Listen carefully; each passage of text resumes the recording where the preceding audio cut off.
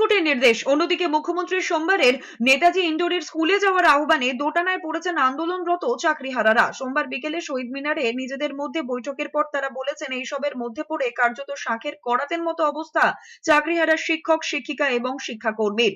Supreme কোর্টের নির্দেশ অমান্য করলে তাদের বিরুদ্ধে আদালত অবমাননার মামলা হতে পারে। আবার রাজ্য সরকারের কথার খেলাফ করলেও প্রশাসনের রোষানলে পড়ার ভয় থাকছেই, এমনটাই বলেছেন আইনজীবীদের সঙ্গে চাকরিহারারাও। বস্তুত সোমবার নেতাজি ইন্ডোরে রাজ্যের মুখ্যমন্ত্রী মমতা বন্দ্যোপাধ্যায়ের মন্তব্য, চাকরিহারারা নিজেদের স্কুলে গিয়ে শিক্ষকতা করুন, কারণ সুপ্রিম কোর্ট কাউকে স্কুলে যেতে নিষেধ করেনি কিংবা রাজ্য সরকারও কাউকে টার্মিনেটেড লেটার দেয়নি।